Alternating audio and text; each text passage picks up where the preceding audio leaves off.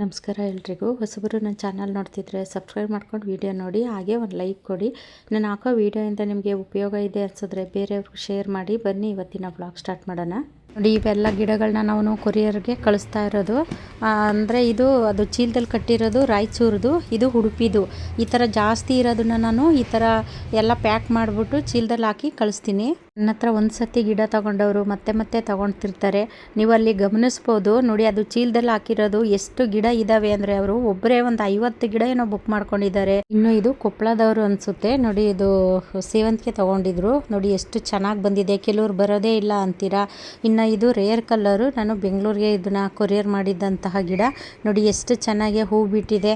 ಕೆಲವರು ಹೇಳ್ತೀರಾ ದಾಸವಾಳನೂ ಬರೋದಿಲ್ಲ ಮತ್ತು ಸೇವಂತಿಗೆನೂ ಬರೋದಿಲ್ಲ ಅಂತೀರಾ. ಅಂದರೆ ತಾಳ್ಮೆ ತುಂಬಾ ಮುಖ್ಯ. ಬೆಳಗ್ಗೆ ಟೈಮು ನಾನು ಗಿಡನ ಪ್ಯಾಕ್ ಮಾಡಬೇಕಾದ್ರೆ ನೋಡಿ, ಫಸ್ಟು ನನ್ನದು ಜರ್ನಿ ಈ ಥರ ಇರುತ್ತೆ.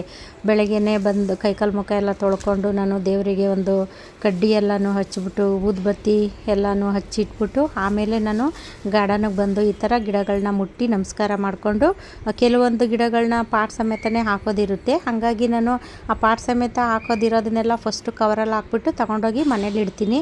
ಆಮೇಲೆ ಇನ್ನು ಅದು ಮಣ್ಣು ತೆಗೆಯುವಂತಹ ಗಿಡಗಳನ್ನ ನಾನು ಅಲ್ಲೇ ಗಾರ್ಡನಲ್ಲೇ ಅದು ಮಣ್ಣೆಲ್ಲ ತೆಗೆದು ಪ್ಯಾಕ್ ಮಾಡಿ ಮನೆಗೆ ತೊಗೊಬಂದು ಆಮೇಲೆ ನಾವು ಪ್ಯಾಕ್ ಮಾಡೋದು. ಗಿಡಗಳು ನನಗೆ ಅನ್ನ ಕೊಡೋ ದೇವರು.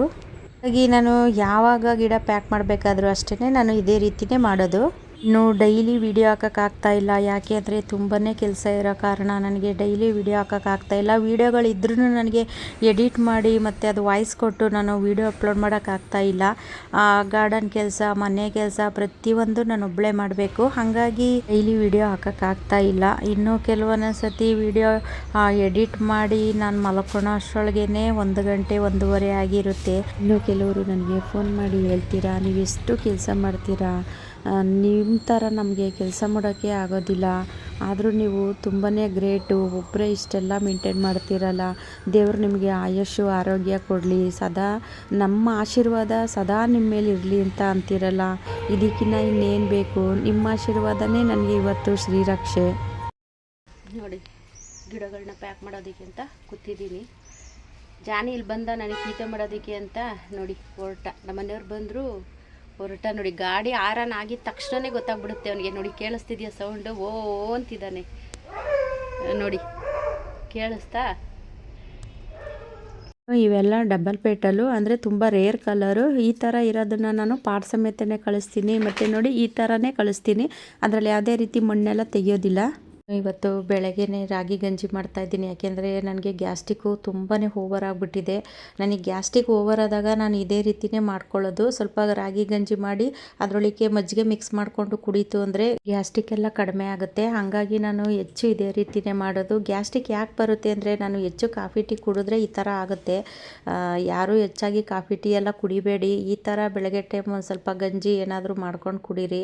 ನಡುವೆ ನನಗೆ ಸ್ವಲ್ಪ ಕಾಫಿ ಟೀ ಎಲ್ಲ ಜಾಸ್ತಿ ಆಗಿಬಿಟ್ಟಿದೆ. ಹೆಚ್ಚು ಕಾಫಿ ಏನು ಕುಡಿಯಲ್ಲ, ಬರೀ ಟೀನೇ ಜಾಸ್ತಿ. ಕಾಫಿ ಹೀಟು, ಟೀ ಪಿತ್ತ ಜಾಸ್ತಿ, ವಾಮಿಂಟ್ ಆಗೋದು ಮತ್ತು ತಲೆ ಸುತ್ತು ಬರೋದು ಈ ಥರ ಎಲ್ಲ ಆಗುತ್ತೆ ಟೀ ಜಾಸ್ತಿ ಕುಡಿದ್ರೆ. ಅದಕ್ಕೆ ನಾನು ಇವತ್ತು ಗಂಜಿ ಮಾಡ್ಕೊಂಡು ಕುಡಿತಾ ಇದ್ದೀನಿ. ನಾನೇ ನೋಡಿ, ನಾನು ಎಲ್ಲಿಂದೆ ಹೋಯ್ತೀನಿ ಅಲ್ಲೇ ಬರ್ತಾನೆ ನೋಡಿ. ಹೆಂಗೆ ನೋಡಿ ಜಾನಿಗೇನಾದರೂ ಹೊಟ್ಟೆ ಹಶ್ವಾದಾಗ ಅವನು ಈ ಥರ ಹಿಂದಿಂದೇ ಸುತ್ತುತ್ತಾನೆ. ಅದರಲ್ಲೂ ಅಡುಗೆ ಮನೆಗೆ ಬಂದು ನಿಂತು ಬಿಡ್ತಾನೆ. ಅವನಿಗೆ ಏನಾದರೂ ಕೊಡಬೇಕು ನಾನು ತಿನ್ನೋಕ್ಕೆ, ಇಲ್ಲಾಂದರೆ ಅಲ್ಲಿ ಅಡುಗೆ ಮನೆ ಬಿಟ್ಟು ಹೋಗೋದಿಲ್ಲ ಅವನು. ಜಾನಿಗೆ ನಾವು ಯಾವುದೇ ರೀತಿ ಟ್ರೈನಿಂಗು ಆ ಥರ ಏನೂ ಕೊಟ್ಟಿಲ್ಲ. ಅಂದರೆ ಅವನು ನಾವು ಮಾತಾಡೋದ್ರಲ್ಲಿ ಎಷ್ಟು ಚೆನ್ನಾಗಿ ಬುದ್ಧಿ ಕಲ್ತಿದ್ದಾನೆ ಅಂದರೆ, ಕುತ್ಕೋ ಅಂದರೆ ಕುತ್ಕೋತಾನೆ, ಹೋಗು ಅಂದರೆ ಹೋಗ್ತಾನೆ, ಅಲ್ಲಿ ಹೋಗಬೇಡ ಅಂದರೂ ಹೋಗೋದಿಲ್ಲ ಅವನು. ಏನಾದರೂ ತಪ್ಪು ಮಾಡಿದಾಗ ನಾನು ಬೈದರೆ ಸಾಕು, ಹೆಂಗೆ ಹೋಗಲ್ಲಿ ಮುನ್ಸ್ಕೊಂಡು ಕೂತ್ಕೊತಾನೆ. ಸೇಮ್ ಚಿಕ್ಕ ಮಕ್ಕಳು ಮಾಡ್ದಂಗೆ ಮಾಡ್ತಾನೆ ಅವನು. ನೋಡಿ ಹೆಂಗೆ ಕೇಳಿಸ್ಕೊತಾನೆ. ಬಿಸ್ಕೆಟ್ ತಿಂದವ ಗುಂಡವ ಬಂದರಿ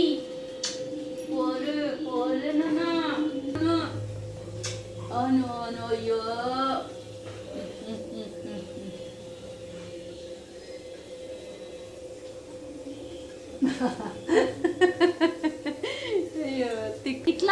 ಎದುರಿಗೆ ಟ್ರಾನ್ಸ್ಪೋರ್ಟ್ ಇದೆ. ಅವರು ಅದು ಟ್ರಾನ್ಸ್ಪೋರ್ಟ್ದು ಏನೇನೋ ಐಟಮ್ ಎಲ್ಲ ತುಂಬ್ಕೊಂಡ್ಬಂದಿರ್ತಾರಲ್ಲ ಅದೆಲ್ಲ ದಬ ದಬ ಅಂತ ಬಿಸಾಕ್ತಾರಲ್ಲ, ಅಲ್ಲೇನೋ ಸೌಂಡ್ ಆಯ್ತಲ್ಲ ಅಂದ್ಬಿಟ್ಟು ಇವನು ಹೋಗ್ತಿದ್ದಾನೆ. ಬಿಸ್ಕೆಟ್ ಕೊಟ್ಟೆ, ಇವನಿಗೆ ಯಾಕೋ ಸಮಾಧಾನ ಆಗಿಲ್ಲ, ಹಂಗಾಗಿ ಹಿಂದೆ ತಿರುಗ್ತಾ ಇದ್ದ. ಮತ್ತೆ ಒಂದು ಸ್ವಲ್ಪ ಬಿಸ್ಕೆಟ್ ಕೊಡೋಣ ಅಂದ್ಬಿಟ್ಟು ನಾನು ಅಲ್ಲಿ ಕುತ್ಕೊಂಡು ಕೊಡ್ತಿದ್ದೀನಿ, ತಿಂತಿದ್ದಾನೆ. ಅಂದರೆ ನನಗೆ ಗಂಜಿ ಎಲ್ಲ ಮಾಡಿಟ್ಟಿದ್ದೀನಿ, ಅದು ಸ್ವಲ್ಪ ತಣ್ಣಗಾಗಲಿ ಅಂತ ಅಂದ್ಬಿಟ್ಟು ಹಾಗೆ ಬಿಟ್ಟಿದ್ದೀನಿ. ಜಾನಿಯವ್ರು ತಿನ್ನೋ ಸೌಂಡ್ ಕೇಳಿಸ್ಕೊತಿದ್ದೀರಾ? ಹೆಂಗೆ ಕುರ್ಮ ಅಂತ ತಿಂತಿದ್ದಾನೆ. ಜಾನಿ ಅಂದರೆ ನನಗೆ ಎಲ್ಲೂ ಇಲ್ಲದ ಪ್ರೀತಿ. ಹೇಳ್ಬೇಕು ಅಂದರೆ ನಮ್ಮ ಜಾನಿ ಬಗ್ಗೆ ಹೇಳ್ಬೇಕು ಅಂದರೆ ಪದಗಳೇ ಸಿಗೋದಿಲ್ಲ, ಅಷ್ಟು ಇಷ್ಟ ಆಗೋ ಥರ ನಡ್ಕೋತಾನೆ ನಮ್ಮ ಜಾನಿ. ನಾನೊಂದು ಗಿಡಕ್ಕೆ ನೀರು ಹಾಕ್ಬೇಕಾದ್ರೂ ಅಷ್ಟೇ ಹಿಂದಿಂದನೇ ಬರ್ತಾನೆ, ಕಾಲಿಗೆ ಸಿಗ್ತಾನೆ. ಒಂದೊಂದ್ಸರಿ ನನಗೆ ಕೋಪ ಬಂದ್ಬಿಡ್ತದೆ, ರೇಗ್ಬಿಡ್ತೀನಿ, ಅಷ್ಟು ಪ್ರೀತಿ ತೋರಿಸ್ತಾನೆ ಜಾನಿ. ಮನುಷ್ಯರಿಗೆ ನಾವು ಎಷ್ಟು ಮಾಡಿದ್ರೂ ನಿಯತ್ತಿರಲ್ಲ, ಅದೇ ಪ್ರಾಣಿಗಳು ನೋಡಿ ನಾವು ಸಾಯೋವರೆಗೂ ನಿಯತ್ತಾಗಿರುತ್ತೆ. ಮನುಷ್ಯರು ನಮ್ಮಿಂದ ಸಹಾಯ ತಗೋತಾರೆ, ಆದರೆ ನಮಗೇನೆ ಕಿಡುಕ್ ಬಯಸ್ತಾರೆ. ಆದರೆ ಪ್ರಾಣಿಗಳು ಆ ರೀತಿ ಅಲ್ಲ.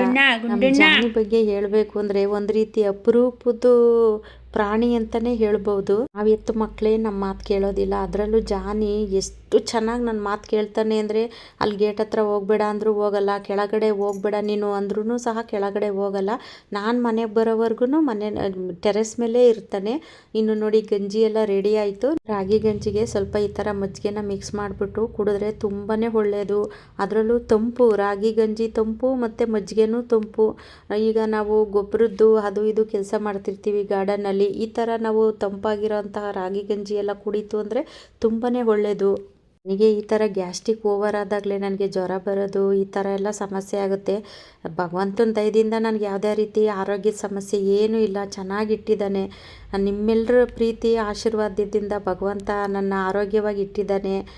ತುಂಬ ಜನ ನನಗೆ ಫೋನು ಮಾಡಿ ಹೇಳ್ತೀರಾ, ದೇವರು ನಿಮಗೆ ಆರೋಗ್ಯ ಆಯುಷು ಕೊಡಲಿ, ನಮ್ಮ ಆಶೀರ್ವಾದ ನಿನಗೆ ಸದಾ ಇರುತ್ತೆ ಅಂತಲೂ ಹೇಳ್ತೀರಾ. ತುಂಬ ಹೃದಯದ ಧನ್ಯವಾದಗಳು ನಿಮಗೆ.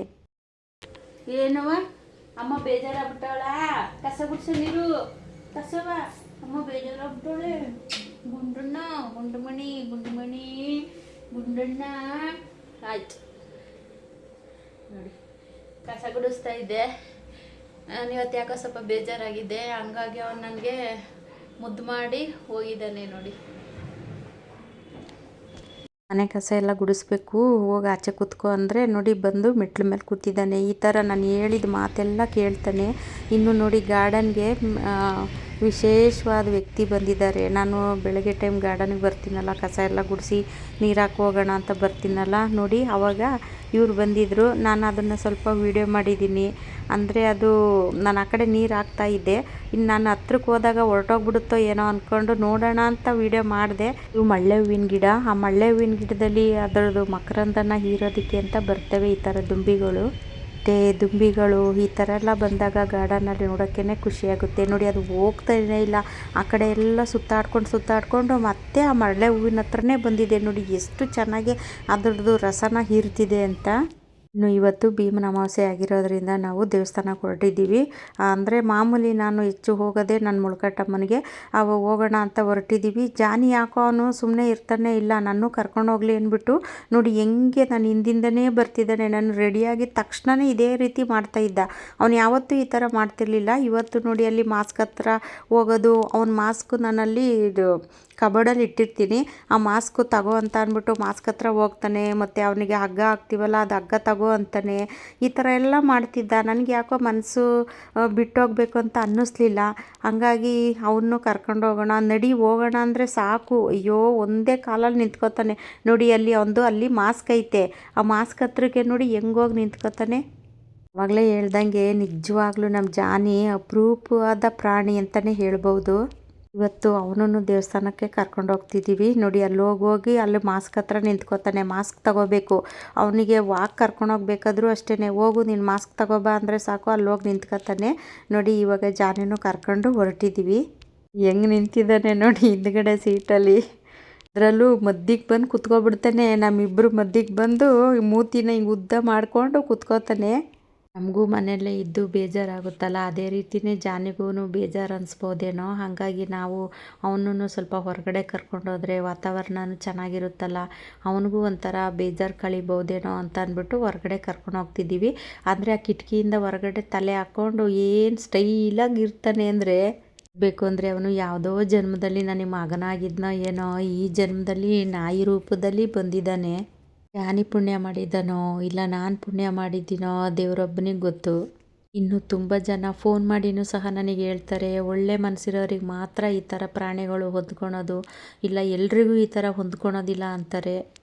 ದೇವಸ್ಥಾನಕ್ಕೆ ಹೋಗಿ ದರ್ಶನ ಎಲ್ಲ ಮುಗಿಸ್ಕೊಂಡು ದೇವಸ್ಥಾನದಿಂದ ಬರಬೇಕಾದ್ರೆ ಅಲ್ಲೊಂದು ಸ್ವಲ್ಪ ಹೊತ್ತು ಜಾನಿನ ವಾಕ್ ಇಟ್ಕೊಂಡಿದ್ದೆ ನೋಡಿ. ಅಲ್ಲಿ ವಾಕ್ಗೆ ಅಂತ ಕರ್ಕೊಂಡೋಗಿದ್ದೀನಿ. ಅಂದರೆ ಅವನು ಸ್ವಲ್ಪ ಈ ರೋಜಲ್ ಸೊಪ್ಪು ಇದೆಲ್ಲ ತಿಂತಾನೆ. ಅಂದರೆ ಕೆಲವೊಂದು ಪ್ರಾಣಿಗಳು ಈ ಥರ ಗರಿಕೆ ಹುಲ್ಲು, ರೋಜಲ್ ಸೊಪ್ಪು ಈ ಥರ ಎಲ್ಲ ತಿಂತವಂತೆ. ತಿಂತಾನೆ ಅಲ್ಲಿ ರೋಜನ್ ಸೊಪ್ಪು, ಗರಿಕೆ ಹುಲ್ಲು ಇದೆಲ್ಲ ತಿಂತಾನೆ. ಇವನಿಗೆ ಅಂತಲೇ ನಾನು ಗಾರ್ಡನಲ್ಲಿ ಸ್ವಲ್ಪ ಗರಿಕೆ ಹುಲ್ಲೆಲ್ಲನೂ ಹಾಕಿದ್ದೀನಿ. ಮತ್ತು ಇನ್ನು ರೋಜನ್ ಸೊಪ್ಪಿಂದು ಅದು ಬೀಜನೂ ಸಹ ತಂದು ಹಾಕಿದ್ದೀನಿ. ಆ ಸಸಿ ಬಂದಮೇಲೆ ಬೇರೆ ಪಾಟಿಗೆ ಹಾಕಬೇಕು. ಇನ್ನು ಅದು ಸೊಪ್ಪಿನ ಬೀಜನೂ ಸ್ವಲ್ಪ ಒಣಗೋದಕ್ಕೆ ಅಂತ ಇಟ್ಟಿದ್ದೀನಿ ನೋಡಿ. ಇದು ಸೇವಂತಿಗೆ ಗಿಡ, ಅದು ಬೇರೆದಕ್ಕೆ ಹಾಕೋಣ ಅಂತ ಅಂದ್ಬಿಟ್ಟು ತೊಗೊಂಡಿದ್ದೀನಿ ನೋಡಿ. ಅದರಲ್ಲಿ ಎಷ್ಟು ಸಸಿಗಳು ಬಂದಿದೆ ನೋಡಿ. ನಿಮಗೆ ನಾನು ಕಳಿಸೋಂತಹ ಸೇವಂತಿಗೆ ಗಿಡಗಳು ಈ ಥರ ಇರುತ್ತೆ. ಮೊನ್ನೆ ಒಬ್ಬರು ಕೇಳಿದ್ರು ನನಗೆ, ಅಂದರೆ ನಿಮ್ಮ ಸೇವಂತಿಗೆ ಗಿಡ ನಾಟಿದ ಅಥವಾ ಹೆಂಗೆ, ನಾವು ನರ್ಸರಿಯಿಂದ ತೊಗೊಂಡು ಬಂದರೆ ಈ ಥರ ಸಸಿಗಳೇ ಬರೋದಿಲ್ಲ ಅಂತಿದ್ರು ನೋಡಿ. ನನ್ನ ಹತ್ರ ಇರೋಂತಹ ಪ್ರತಿಯೊಂದು ಸೇವಂತಿಗೆ ಗಿಡದಲ್ಲೂ ನಿಮ್ಗೆ ಇದೇ ರೀತಿ ಸಸಿಗಳು ಬರುತ್ತೆ ನೋಡಿ. ಅದು ಒಂದೇ ಒಂದು ಬೇರು ಹಾಕಿದ್ರೂ ಸಾಕು ನೋಡಿ. ಈ ಥರ ಈ ಬೇರು ಹಾಕಿದ್ರೂ ಸಾಕು ನಿಮಗೆ ಸಸಿ ಬರುತ್ತೆ. ನಾನು ಇದೇ ರೀತಿಯೇ ಮಾಡೋದು ನೋಡಿ. ಈ ಥರ ಚಿಕ್ಕ ಚಿಕ್ಕ ಪಾಟ್ ಇರುತ್ತಲ್ಲ, ಆ ಪಾಟಿಗೆ ನೋಡಿ ಒಂದೊಂದಷ್ಟು ಬೇರು ಇರುತ್ತೆ ನೋಡಿ. ಆ ಬೇರನ್ನ ಹಾಕ್ಬಿಟ್ಟು ಅದ್ರ ಮೇಲೆ ಮಣ್ಣು ಮುಚ್ಚಿಬಿಡಿ ಸಾಕು. ಅಂದರೆ ನೀರು ಕಡಿಮೆ ಹಾಕಿ, ನೀರು ಜಾಸ್ತಿ ಹಾಕ್ತು ಅಂದರೆ ಕೊಳ್ತೋಗ್ಬಿಡುತ್ತೆ. ನಾನು ಇದಕ್ಕೇನು ಇವಾಗ ನೀರು ಹಾಕೋದಿಲ್ಲ, ಅದು ಮಣ್ಣೆ ಹಸಿ ಇದೆ, ಹಾಗಾಗಿ ನೀರೇನು ಹಾಕೋದಿಲ್ಲ. ಸಂತಿಗೆ ಗಿಡನ ಬೆಳೆಸೋದೇನು ಅಷ್ಟೊಂದು ಕಷ್ಟ ಅಂತ ಅನಿಸೋದಿಲ್ಲ. ವಿಡಿಯೋ ಇಷ್ಟ ಆದರೆ ಒಂದು ಲೈಕ್ ಮಾಡಿ. ಮುಂದಿನ ವಿಡಿಯೋದಲ್ಲಿ ಸಿಗ್ತೀನಿ. ಎಲ್ರಿಗೂ ಧನ್ಯವಾದಗಳು.